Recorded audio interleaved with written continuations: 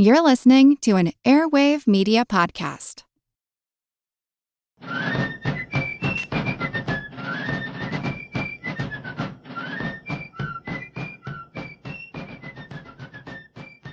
Hello, and thank you for joining this special edition of the American Revolution. Our American Revolution Roundtable had the chance to meet earlier this month. Our special guest was John Ferling, author of Shots Heard Round the World. Dr. Ferling is a professor emeritus of history at the University of West Georgia. Aside from his most recent book, Dr. Ferling is known for a great many books about the American Revolution, including Almost a Miracle, The American Victory in the War of Independence, and also the book Winning Independence. Dr. Ferling joined us via Zoom for a discussion of his most recent book about the international aspects of the Revolutionary War. Dr. Ferling, welcome to the American Revolution Roundtable. Well, thank you for having me. So as I said, your book, Shots Heard Around the World, covers the entire revolution, but really delves into some of the international impacts of the war. What made you decide to write this book? Well, it was kind of a roundabout thing. I submitted the manuscript for my previous book, Winning Independence, literally 2 days before everything shut down in the pandemic in 2020. And among the things that shut down was the library that I do all my research in. So for a year, I didn't do anything. I was at home and working in the yard, picking up ivy and clearing it out of my yard. I really didn't have anything in mind to do. My editor at Bloomsbury, Anton Mueller, called me right at the beginning of 2021, and he said, the 250th anniversary of the American Revolution's coming along, and we'd like to have a book or two in that at that time period for the celebration. So we kicked around a bunch of ideas, and out of that conversation came the notion of doing kind of an international history of the Revolutionary War. And as it turned out, it was just after Anton called me that the library reopened. So I scurried up there and started working on the book in early 2021. And that was how it came about. It was just something I hadn't really thought about as a topic at all until then. But once we kicked around the idea, I thought this is something I would like to do and kind of broaden the history of the revolution, because it wasn't international. It did lead to a world war and was international in scope. And so I was really intrigued with the notion of pursuing that. Or we talk a lot here in America about all the politics that went on during the Revolutionary War, but we usually think about the politics in America. We don't think a whole lot about Britain. We just think about British soldiers came over here and fought us until we beat them. There really was a lot of political divisions over the war in Britain, right? That's right. There was a large faction, it was a minority faction, obviously, but there was a large faction that opposed the British policies that led to the war, the taxation and tightening trade regulations and whatever. Many of the people in that faction really sort of doted on the American protesters. They saw them as compatriots because they too felt that they were offended by the policies of the monarch in many instances. They feared that he was becoming too powerful. They also felt that this was a war that Britain might not be able to win. In fact, it probably couldn't win. They often argued that the colonies covered too much territory. It would be very difficult to suppress a widespread rebellion. And what I think really disturbed them was that they were fearful that sooner or later, the two Bourbon powers in Europe, France and Spain, would come into the war on the side of the colonists. And when that happened, the British would find themselves in a wider war, and from that point on, they would have very little chance of suppressing the rebellion in America. Yeah, I think that's right. I think most of us are familiar with the terms the Whigs and the Tories. The Whigs tended to want to downplay the Crown's authority and play up the idea of the importance of Parliament and the rights of Englishmen, and that there were basic constitutional rights that everyone had to follow. And the fact that Parliament was not respecting these rights in the colonies was seen as a wrong, I guess, by many of the Whigs who lived in England, who were in the government, were in the power, were in Parliament. Among them, for example, William Howe, who told his constituents that he would not go serve in America if asked. Obviously, he Uh-huh. changed about that. We're not talking about just the merchants and stuff. It was important men in power who really objected to this stuff. Yeah, that's right. Especially Lord Chatham or William Pitt Mhm. was for many kind of the Churchill of that era, and he opposed the policies of the Tories and the Lord North, and so did Edmund Burke and kind of the what was called the Rockingham faction Yeah. within Parliament, and they had pretty much step by step opposed the new colonial policies that the ministries, one ministry after another, pursued from the Stamp Act and Townshend duties on, beginning about 1765. So they were consistently either opposed to British policies or supportive of the Americans, and especially after the war began. Right. I think it's natural to object to politics, and then there's a sense when the war begins, we've all kind of got to get behind the war, which they did to some extent. I mean, if they had objections, they were at least quiet about them at the beginning. Then, as we see the war drags on, the opposition seems to grow. They start raising these issues, and obviously, the winnability of the war becomes a bigger and bigger issue over the course of it. Yeah, that's right. Starting really around 1777, the beginning of the third year of the war, then dissent begins to grow in England. Gradually, the American Secretary Germain is telling his generals in America, "You've got to get this thing over with, and we don't have that much time left to continue the war." That was a message that grew and grew over the years.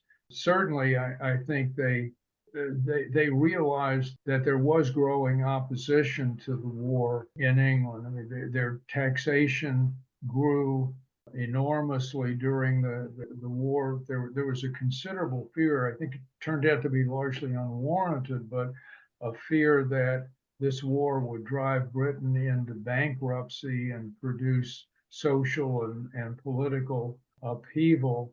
British shipping was injured by the war, and there was really something of a depression in some industries, especially in the textile industry in England. A great deal of unemployment, so much so, in fact, that many of the workers were out of work and went into the British Army during the wars as the only means of supporting themselves and their families. And in a sense, I think it really all came to a head in what was known as the Gordon riots that occurred in the summer of 1779. And those riots were sparked really by anti-Catholicism in England, but I think there was an anti-war, anti-government dimension to those riots, and they went on for several days in London. A great deal of property was destroyed. Lord North suffered some damage to his residence. Edmund Burke had to take shelter with General Burgoyne, who had lost at Saratoga and was back in London by this time, especially after the Gordon riots. Then American Secretary Germain is telling General Clinton, Sir Henry Clinton, who was the commander of the British Army in America by that time. He was telling him, "Look, you've got to get this thing over. We just don't have that much time left. Morale is sinking, and opposition to the war is growing." Yeah, I think you mentioned the anti-Catholicism of the Gordon riots, and part of that was spurred on by the fact that the administration was considering arming Irish Catholics because they needed more help for the war, and That's right. that was a problem. Well, sometimes history takes odd twists, and Yeah. events get started for one reason, but then they kind of spiral off. If there's widespread dissent, it crystallizes them. I think, too, that what was going on by 1779 is that this had become a war of attrition. It was a stalemated war. It was looking very much like there was no end whatsoever to this war.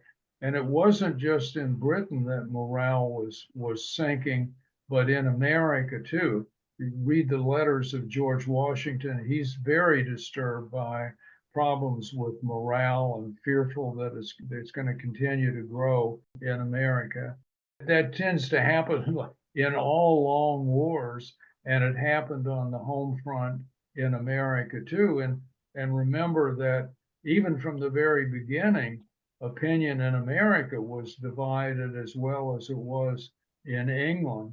There was a big chunk of the population that remained loyal to England during the war.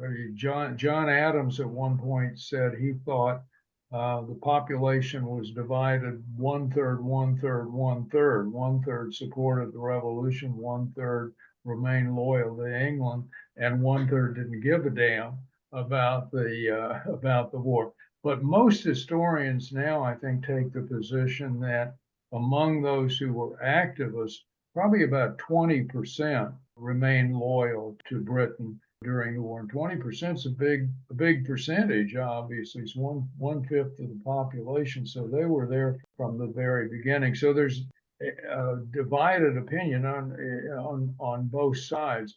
Most Americans obviously supported the revolution, but they grew very tired of the war. There were scarcities, there was deprivation on the home front. They too were burdened with heavy taxes, heavier than anything they had faced before the war.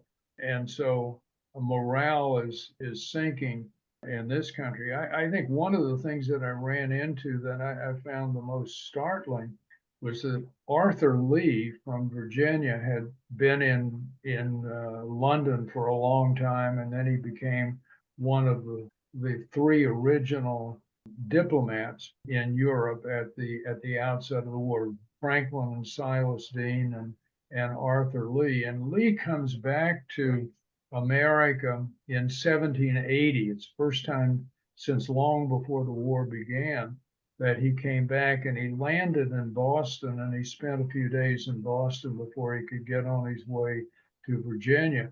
And he wrote a letter to a friend, and he said, I've talked with a number of leaders in Massachusetts, and this is Massachusetts of all places, where things began, where the British was convinced that this was the head of the snake, as they called it, that was causing all these problems.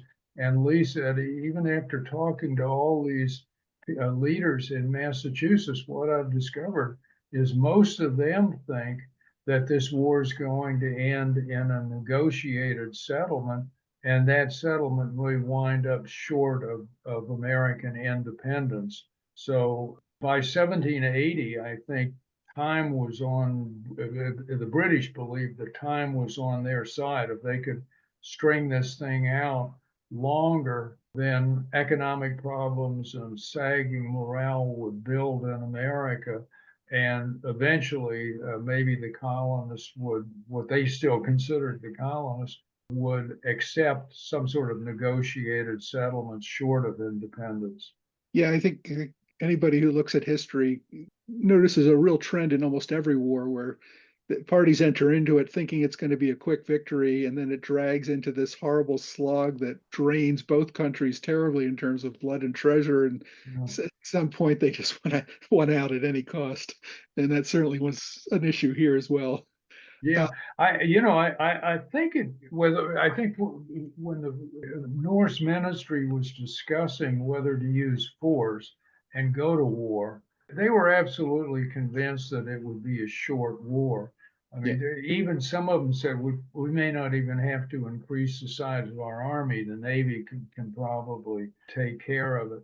There were some dissenters who said, well, don't forget France and Spain. If this thing drags on, they'll come into the war. And the prevailing view was that we can crush the rebellion before France and Spain enter the conflict. And they were right that they had time because the war begins in April of 1775, and France doesn't come in until February of 1778.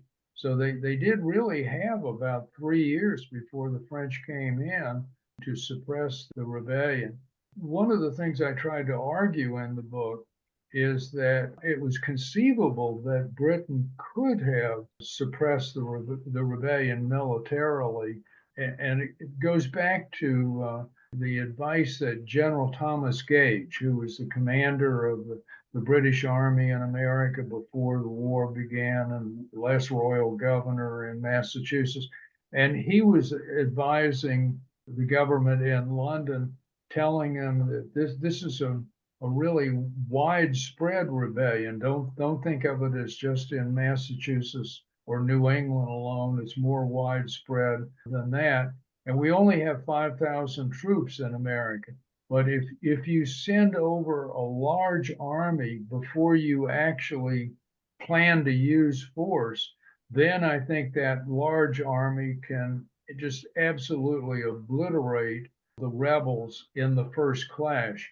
And I think if they had done that, that message might have rippled all across the colonies, and people would have said, well, this is what we face. We can't win this war. We've seen what happened with that large army just obliterating the rebel force.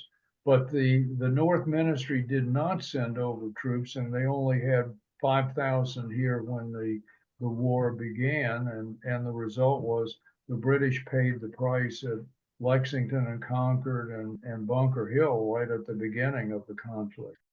Yeah, there seemed to have been a disconnect between what officials in London were hearing from and colonial governors and everything that were saying, this is just a few malcontents.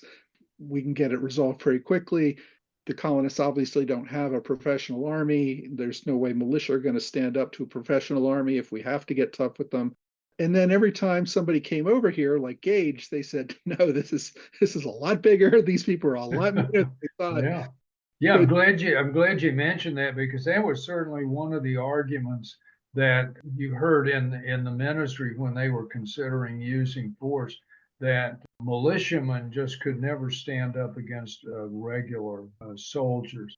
In contrast to that, once the war began, the French almost immediately sent over a secret agent. They had been sending over secret agents since the Stamp Act protests 10 years earlier.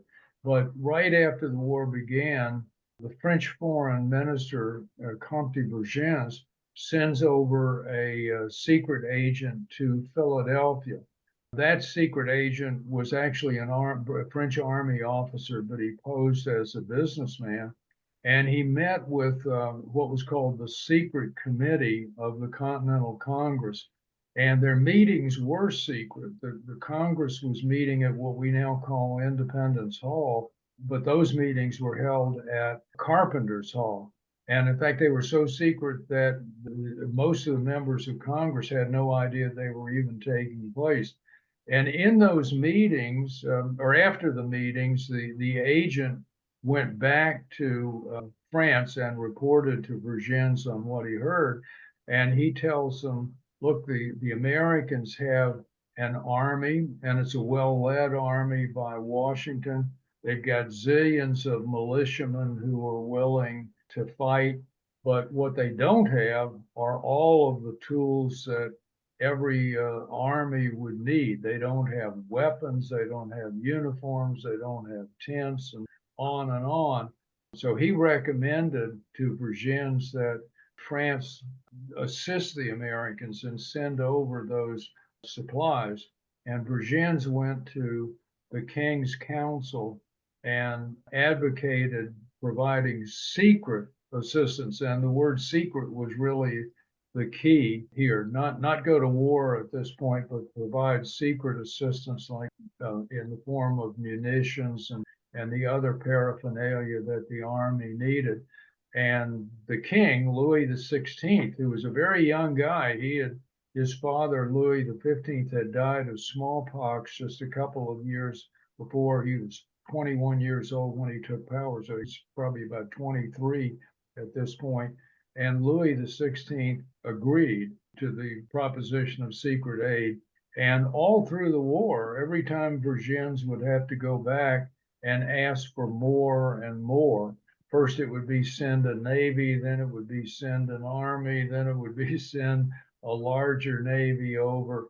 There was always dissent in the king's council, especially from the finance ministers, Turgot and later on Necker, who kept arguing this is going to drive France into bankruptcy, which it did, and it brought on the French Revolution. And Louis the 16th lost his head in that revolution. But through the war, Louis the 16th always supported Vergennes and the assistance that he was advocating. Yeah, it's interesting to delve into a little bit about why France wanted to get involved in this conflict between Englishmen in the first place. Europe was almost constantly at war with each other. It seems like they were fighting more often than not for 100, 200 years before the revolution even started. And the only time they really stopped was because they needed a rest to build up their arms again so they could fight again in a few more years. France was obviously a traditional foe of Britain. And of course, they had lost big to Britain in the 7 Years' War and lost Canada, which probably Very big. Yeah, lost a lot of territory. yeah. In fact, in India territory and in Africa and as you said in Canada, and lost their claims to all the territory west of the Appalachians, the Transmontane region in America. And So I think there were really two reasons why the French were interested in assisting the Americans.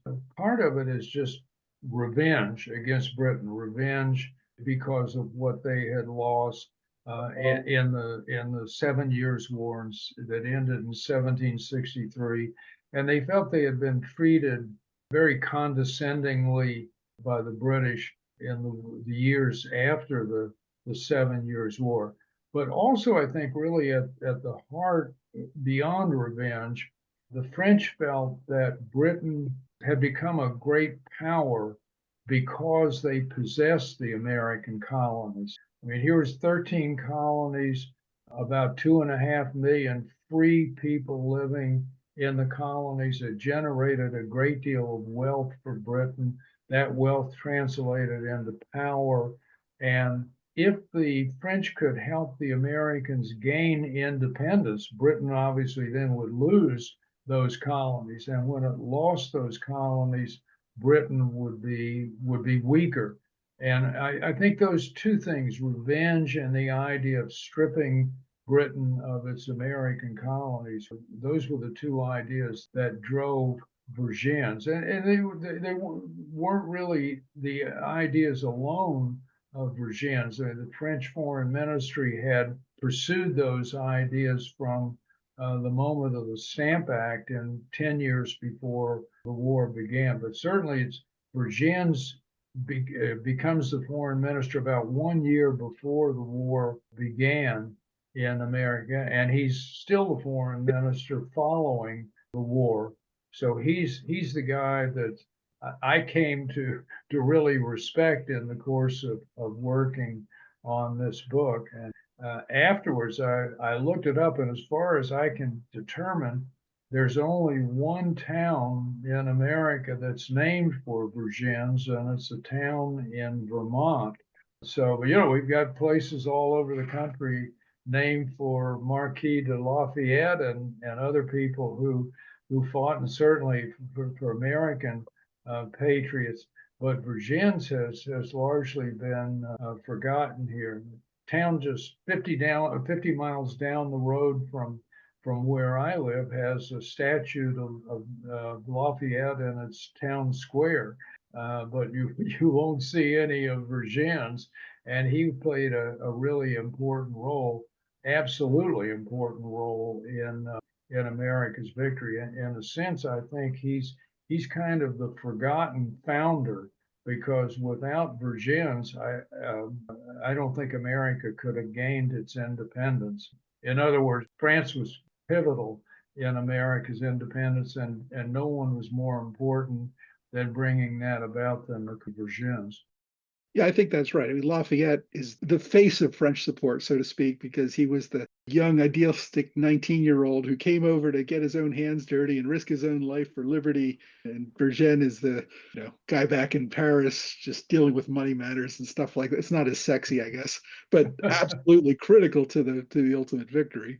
Yeah, I didn't mean to denigrate Lafayette. I admire Lafayette, and I don't think anybody can read Lafayette's letters without falling in love with the guy during the Revolution. And he just so I Right, he just does all the credit for what everything France did. you sound like John Adams. That's what John Adams said during during the negotiations for the Treaty of Paris in 1782. Well, yeah, Lafayette was trying to insert himself into those as well. France obviously didn't just jump into the war. For many years, they were just giving covert aid.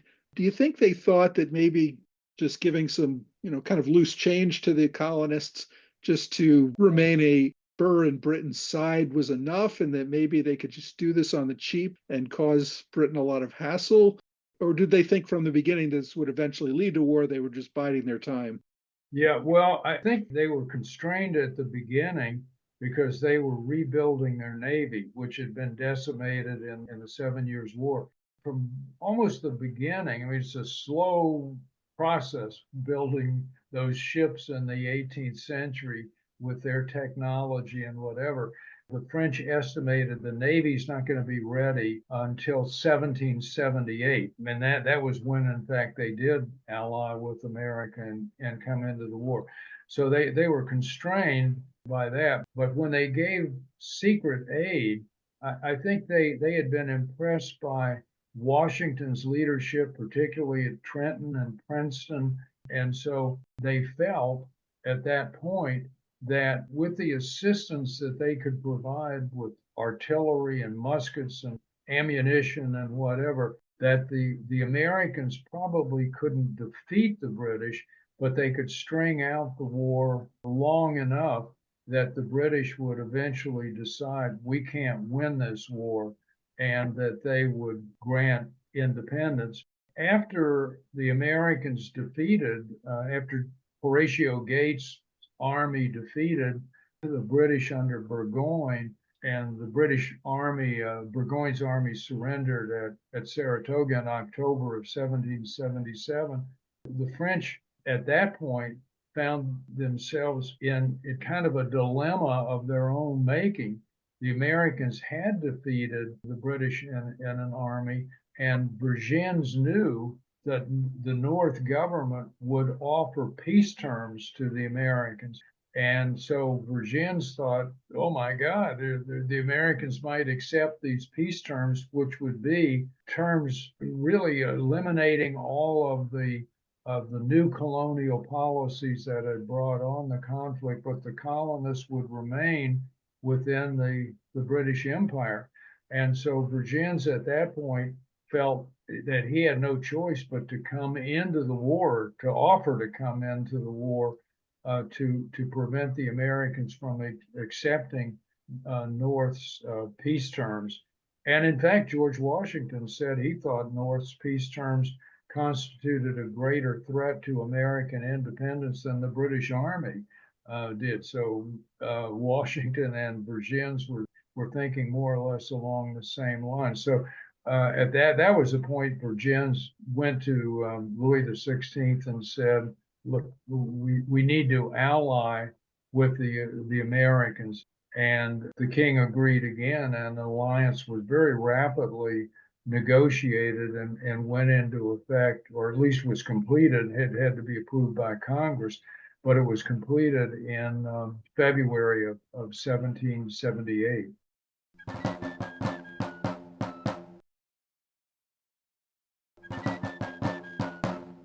Yeah, I think France's greatest fear was that they got into this war and then the colonies made peace with Britain, and then Britain, undistracted in the colonies, would bring its full wrath back on France. So Right. Yeah. at that point, when the victory at Saratoga, the Americans had been able to sustain the war for 3 years. It was pretty clear they weren't giving up, and unless Britain offered them something extremely attractive, they were going to keep fighting. France could obviously give them the ability to do that, and of course, over the next few years, really France was just holding up America economically. They would have Yeah. collapsed completely without French assistance.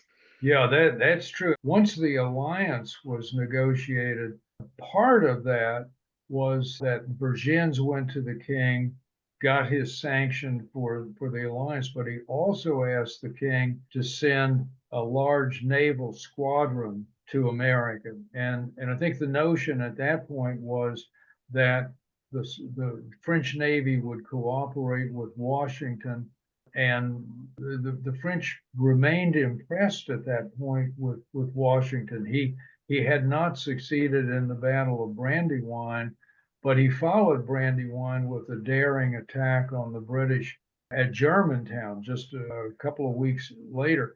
And John Adams was in Paris at the time, and Adams wrote home and he said that Vergennes was just as impressed with Washington's daring attack as he was with Gates's victory at Saratoga. So Vergennes, I think, at that point was convinced that the combination of the French Navy and cooperating with Washington would bring a rapid end to the war. And Washington felt that too. I mean, Washington writes letters when he learns of the alliance in the spring of 1778, and he says this assures American independence. And in essence, he didn't say it this way, but in essence, the war's nearly over. But unfortunately, Comte d'Estaing, who was the admiral in command of the French squadron, never succeeded in America. He found that his ships could not get across the bar into New York Harbor. An attack on the British at Newport went awry, largely because of either a hurricane or a nor'easter came in and caused a great deal of damage to both fleets. And then d'Estaing went to the Caribbean, came back in 1779 and tried again. And this time he tried to liberate Savannah, which the British had taken just after Christmas of 1778. He tried a siege first. The siege didn't work. Then he attacked the fortified British lines in Saratoga and suffered very heavy casualties, almost 1,000 French and American casualties in that encounter. And then d'Estaing went home. At that point, there was considerable opposition to the war in France. There were people who wanted to pull the plug on the war and make peace, and there were others who argued, well, let's stay in the war, but we can't win the war in America. We need to try to win it in another theater, probably in the Mediterranean, by cooperating with Spain and taking Gibraltar, and maybe that'll knock the British out of the war. But still, there was an element that stayed on Vergennes' side and supported continuing the war in America. And again, Louis XVI agreed with that faction. One thing that allowed France to stay in the war was the entry of Spain into the war in 1780. What did Spain hope to get out of all this? After d'Estaing's first year in America, Vergennes went back to Louis XVI and he said, things have changed. We didn't gain the victory that we thought we would gain in 1778. We need to bring our ally Spain into the war. And he told Louis, he said, look, the Spanish demands are going to be extortionate. And that was a term he used to get us into the war. And sure enough, in the negotiations that took place between France and Spain, the Spanish really demanded terms that could be labeled extortion. They wanted to take Gibraltar. They wanted to take Majorca in the Mediterranean. and they wanted to regain Florida. Those were the three things that they were really pushing for. And they compelled Virginians in the treaty that they signed to agree to remain in the war until Spain got all three of those. In the end, they didn't get Gibraltar, but they did get Majorca and Florida. Spain, of course, never allied itself with the Americans, never fought alongside the Americans, really. They saw that Britain was weak, that Britain was not with its traditional allies like Prussia, and that if we all gang up on them, maybe we could really do some damage and make some gains. Yeah, that's right. That's one of the things that I stressed in the book, that the British were isolated in this war for the first time. And you mentioned earlier that France and Britain had fought four wars from the late 17th century on over a period of about 75 years. And in every one of those wars, the British had allies in Europe that were sort of at the back door of France, and that debilitated French power. But in this case, the British didn't have an ally who would come into the war. They negotiated with Russia, but Russia was more interested over in Turkey and in that eastern area of Europe. There was nothing there for the British at this point, and the Russians weren't terribly interested in America. So the two could never get together on that. And the fact that Britain was isolated, in fact, a British historian many years ago, 50 or 60 years ago, wrote a book about that, and he entitled it "Splendid Isolation." And they were isolated during the war, and that gave France a much freer hand to commit larger troops, larger naval forces to America. And it was a crucial factor, I think, in the outcome of the war. And I think Britain realized this. Of course, as soon as France entered the war, they immediately began retracting. They pulled out of Philadelphia, pulled back to New York. They were basically at that point trying to fight a defensive war. Maybe they thought they could at least peel off the southern states where they thought there was a greater amount of loyalists. But I don't think after the French entry, they ever really thought they were going to win this war on any kind of terms that they would be happy with. They were focused on America gaining its independence, not because they particularly cared about the Americans, Yeah. but because they wanted Britain to lose the colonies. And the British do in 1778, they shift to a southern strategy. And I think it grew out of the fact that they hadn't succeeded in suppressing the rebellion in the north. And so they knew that a much larger percentage of the population in the South remained loyal to England as kind of a soft underbelly of support for Britain. They thought they could gain something out of this war. And I think they were exactly right in thinking along those lines. They already held Florida. The British had gained Florida during the 7 Years' War. And if they could take Georgia and South Carolina and North Carolina, and they would have those four colonies, Florida, the two Carolinas, and Georgia. They still held Canada. They still held everything west of the Appalachians. They still had colonies down in the Caribbean. So they would lose America, would become an independent country, but the independent America would consist of maybe 9 states or so. And those states would be completely surrounded by British territory. And it would face a very bleak future. I don't think it could have remained independent very long. People wouldn't be able to move west of the mountains. Population would be, the area east of the mountains would be overcrowded. The quality of life would decline for the Americans. And sooner or later, I think pressure would build to come back into the British Empire. At least that's what the British were gambling on. They would have a big empire in America still. Maybe the United States would throw in the towel and resume ties with Britain maybe 40, 50 years down the road. So I think the Southern strategy was a wise strategy, at least on paper, for the British, beginning in 1778.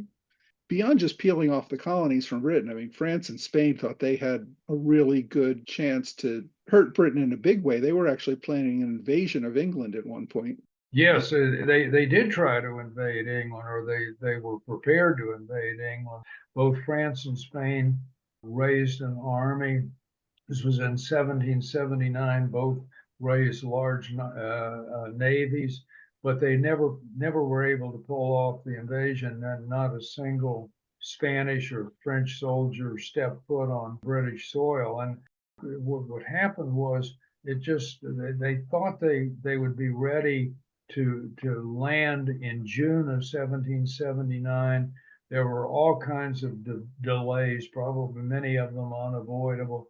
And then some sort of disease broke out within both of the navies, and so many men were lost. Some died, and many were ill, incapacitated, that in September the French said, "Let's call it off," and they did.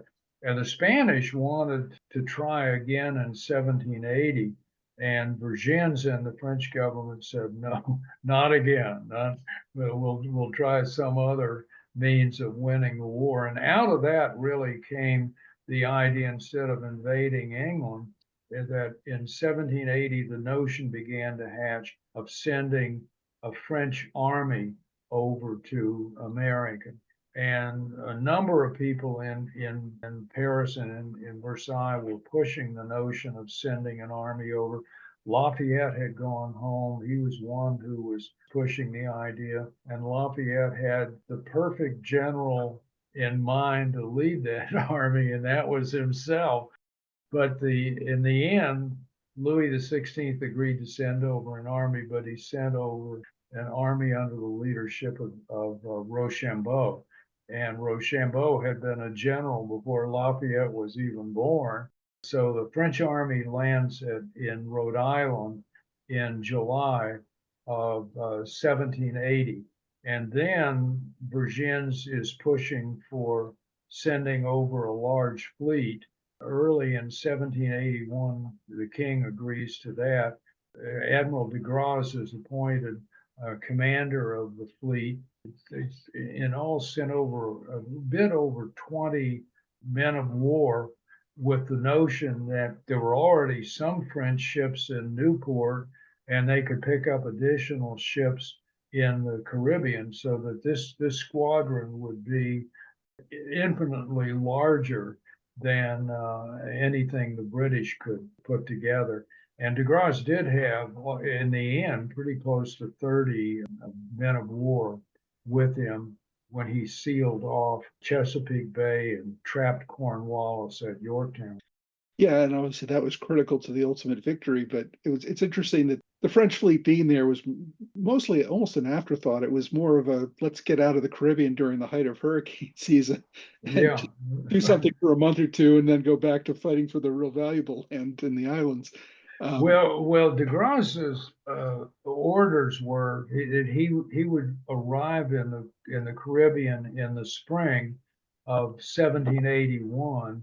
That would not be hurricane season yet, and he would cooperate with the Spanish, and then he was to negotiate with the Spanish. And if the Spanish consented, then he would come north to the colonies in the fall.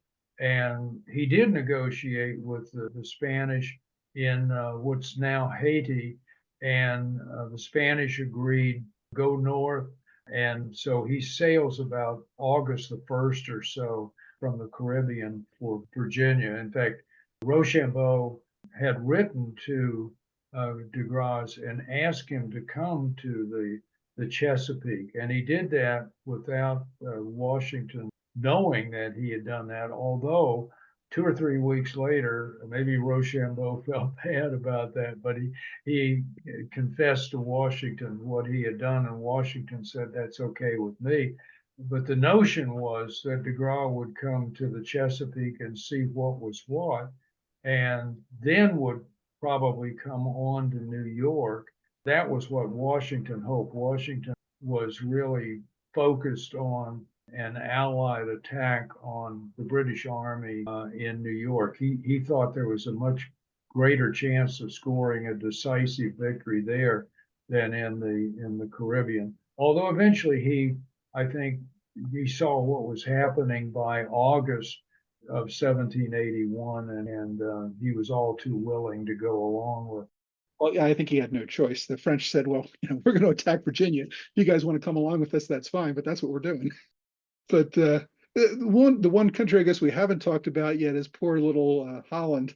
I guess they didn't really play a huge role in the war. Britain just kind of went after them because they were about to join the League of Armed Neutrality. Do you have anything to say about the Dutch role in all of this?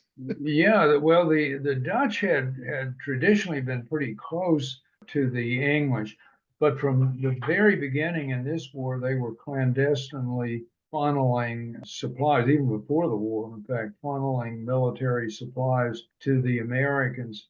Then, as the war went on, and the neutral powers began to be injured by both sides trying to blockade the other, and their trade was suffering as a result of that. Catherine the Great in Russia forms a League of Armed Neutrality, and once the Dutch show an interest in that, then the British went to war with the Dutch, and the Dutch suffered harm in this war. They lost pretty heavily. Yeah, I felt bad for them because Britain made peace with U.S., France, and Spain, and just kept on the war with it. The Dutch for another year, just give them a hard time, basically. Yeah, so it definitely did become a world war, and then everybody kind of bankrupted themselves and decided that, well, okay, I guess we got to end this thing. And fortunately, because of Yorktown, it was ending on a winning note for the Americans, whereas it might have been negotiated to something very less without that victory. Yeah, in fact, the war went on after Yorktown, and de Grasse was actually captured in 1782. He lost a naval encounter with the British in the Caribbean. But the almost immediately after Yorktown, it was within a few months of Yorktown, negotiations began in Europe. Benjamin Franklin is really the sole American envoy at the outset. John Jay, well, the Congress had appointed a five-member team to negotiate peace if and when negotiations ever took place. Franklin was on it. John Jay was on it. Jay was also sent to Madrid to try to bring Spain into the war on America's side. John Adams was one of the negotiators. He was already in Europe, but he was spending most of his time in Holland trying to get a loan from the Dutch, which he finally did.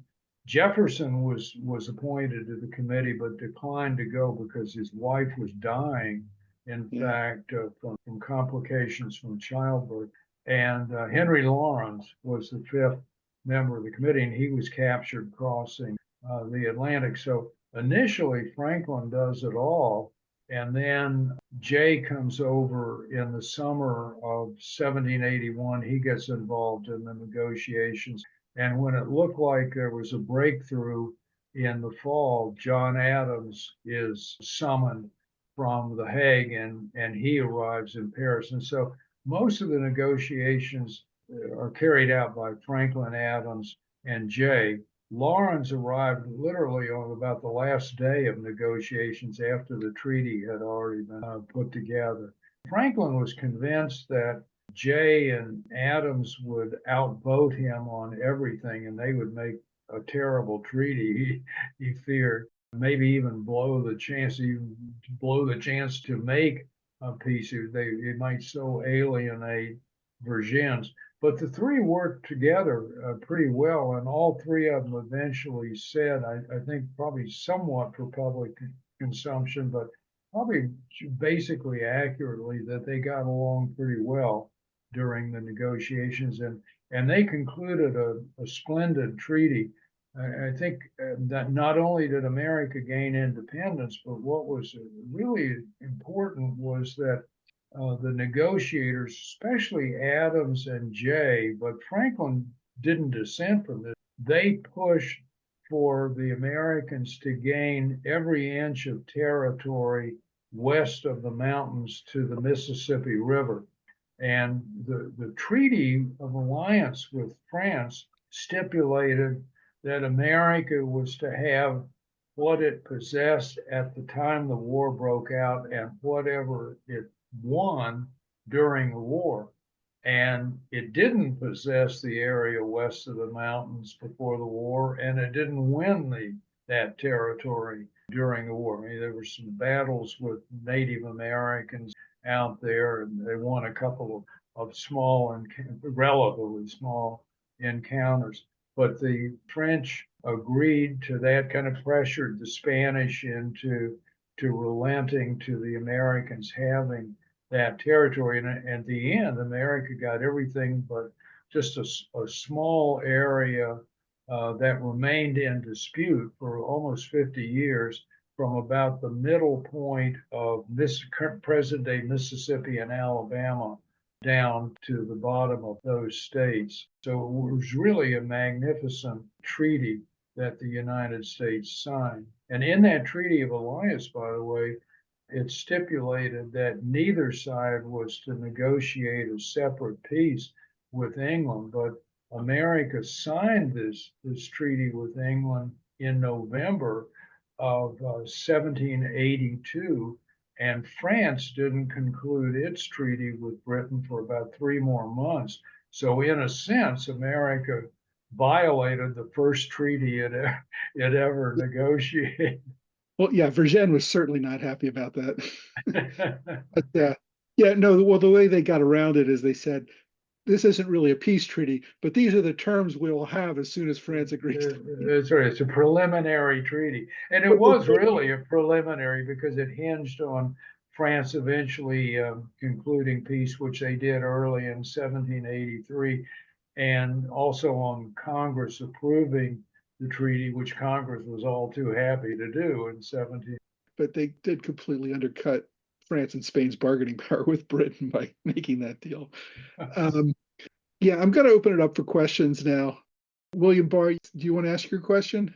You had mentioned that we had won a few things against the Indians and here and there. You're talking about our ability to claim territory west of the mountains. And I was thinking that there's a lot of talk about George Rogers Clark and Vincennes, Indiana, and so forth, the things that he did, beating actually the British, taking forts and so forth. That led to the ability to say, well, we beat the British in the West, so therefore we should have the West. Well, he was, of course, from Virginia, and Yes. Virginia regarded much of that area in the West as theirs, going back to colonial charter from, I think, 1606 or 1607. And literally thousands of people poured into Kentucky from the eve of the war down to the end of the war, and nearly 1,000 of them died in Kentucky during the war. So Virginia had a stake in it, and they were pushing to safeguard Kentucky and gain as much territory as they could. Virginia was a large colony. Many of the Virginians hoped that their children could move out west and gain land. It was kind of the old story that went on through much of the colonial period and thereafter. I think your point is correct. The Americans didn't have really a presence in what is today Ohio or Michigan, even down in, what is today Alabama or all that area that was just kind of handed over to them. I think the Spanish were more upset about them getting that than the British were at the point they got it. Yeah, we talk about Florida, but in those days they talked about East Florida and West Florida.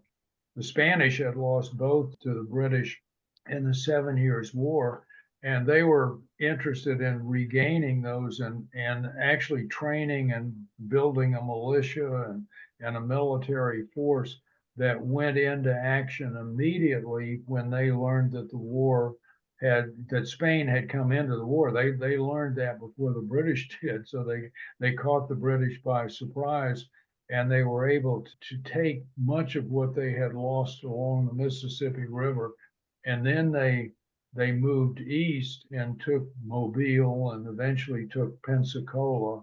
And the peace that was negotiated, they got East and West Florida. Spain did. Peter, did you have a question? Yes, my question concerns the scope of your book. Do you get into the actual fighting over Gibraltar, in the Mediterranean, in the West Indies, in theaters outside of the 13 colonies? Yes, I do. I mean, most of the book that deals with the fighting does focus on the war in America, but I do get into some of the fighting, especially in the Caribbean, in the Mediterranean, and in the English Channel, and on the high seas. There was a great deal of fighting on the high seas that involved the French, the Spanish, and the Americans, who created a navy, and about 3,000 colonists served in the American Navy that was created. So yeah, I do get into that in the book. So it deals with the diplomacy of the war, what was going on in Versailles, the decisions behind their assistance to the Americans. And I have two chapters in the book, one that's called Armies, Navies, Soldiers, and Sailors, and it looks at the military of the principal belligerents. I didn't get into the Dutch in that chapter, but it looks at the American Army, Navy, the Royal Navy in Britain, their armies, and the French and Spanish Navy. And then there's another chapter that's called the Home Front, and it looks at the civilians, what was going on with the civilians during the war, the price that they paid, the deprivation that they experienced, some of the atrocities that were committed by soldiers on all sides against the civilians. Also, what happened with slaves during the war, that they came in to serve in the military and sought their freedom during the war, and it deals with the economic deprivation, but also the changes that were brought about by the political changes and the new constitutions and whatever. So it's a pretty broad scope in the book. Thank you. Bob, do you have a question? Yes, I have a question regarding the role of Baron de Kalb as a spy, I believe, for Spain. I would imagine that he had the same information that the army officer you referred to, who gave Regent advice. He was privy to similar information and observations.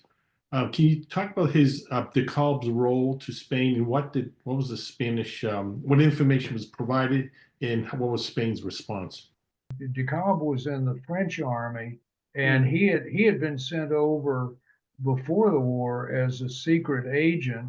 And then after Lafayette and other volunteers came over, he came over and then served with the Continental Army during the war.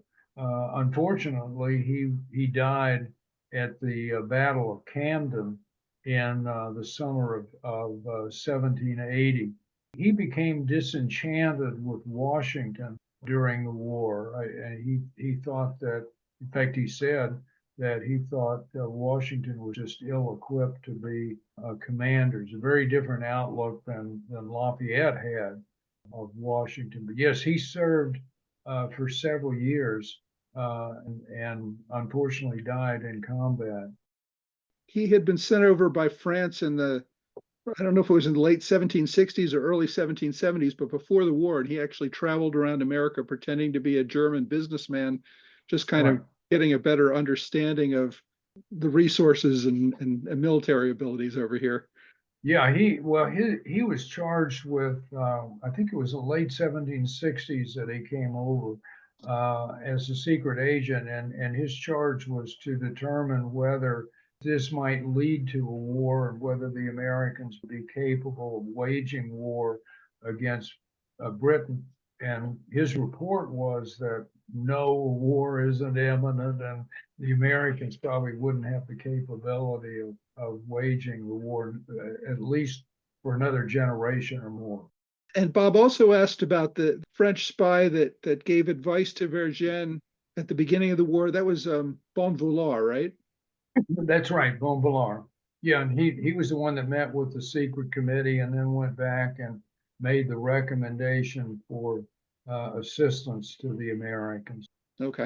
All right, thank you. Yeah, and I think he eventually died in India before the war ended. It was a very costly war. I don't think people remember that. The estimates are all across the board, but about 100,000 men served in the Continental Army, and probably somewhere in the neighborhood of 35,000 Americans in that army perished during the war. Probably the estimate are that somewhere in the neighborhood of maybe 100,000 British and French and Spanish soldiers died in the course of this war. So it's a long, bloody war, much harsher than I think many people today realize. Linda, did you have a question? Many are saying that the War of 1812 could possibly have evolved from weaknesses in the treaty that Jay and Adams and Franklin worked on. And I just wondered what y'all's thoughts might be about that. Yeah, well, when they negotiated the treaty, Franklin sort of took one tact. I mean, he negotiated in certain portion of the treaty, and Jay another, and Adams really focused on the border between Canada and the United States. He didn't get as much as he had hoped for, and the border remained in dispute after the war, the border up around Maine, northern border of Maine and whatever. And it really remained in dispute until the 1840s when it was finally resolved. That contributed, I think, to the War of 1812. And we've had such good relations with Great Britain for so long now, going back to I think the 1890s, when the British began to see the possibility of a world war with Germany on the horizon, and they really began to foster better relations with the United States through things like the Rhodes scholarships and whatever. And so we've had good relations with Britain for so long that many people don't realize that for about 100 years after the American Revolution, there was a great deal of hatred in America toward the British. Yeah, I think during the War of 1812, I think the British never really gave up the idea that the colonies were independent. They were doing things like hijacking our sailors on the open seas and making them serve the Navy and things like that, which as well. Those little things like that tend to antagonize people. Yeah, I think the biggest thing that Britain could have done to make peace with America was when they gave Canada essentially its own independence, so that they weren't on a border with us anymore. That's right. Yeah. Oh, I have one last one, Dr. Ferling. What, if anything, are you working on anything new now that you've finished this book? Am I working on a book, did you say? Or? Any new projects? Yes. Oh, yes. I'm actually, for the first time in my career, I've left the American Revolution era, and I'm working on a book on baseball. Oh. Baseball as it was back at the time when I was a kid, back before free agency and the baseball that we're familiar with today. So I've been working on that for about a year and a half now. Oh, should be very interesting. Okay. Well, I really want to thank you for spending your evening with us tonight. We really appreciate it. Everybody, once again, his book is called Shots Heard Round the World. It's available now. It's a great book. It's about 400 pages. I think you'll love it. Well, it's been my pleasure to be with you tonight, and I thank you for inviting me. I'd like to thank Dr. Ferling once again for joining our discussion this month. I've included a link to his book in the show notes for this episode. If you'd like to participate in one of our future live Zoom events, please either add your address to our mailing list or become a member on Patreon. Again, I've included links to both of these in my show notes. And thanks to everyone who participates in these roundtable events with the American Revolution podcast.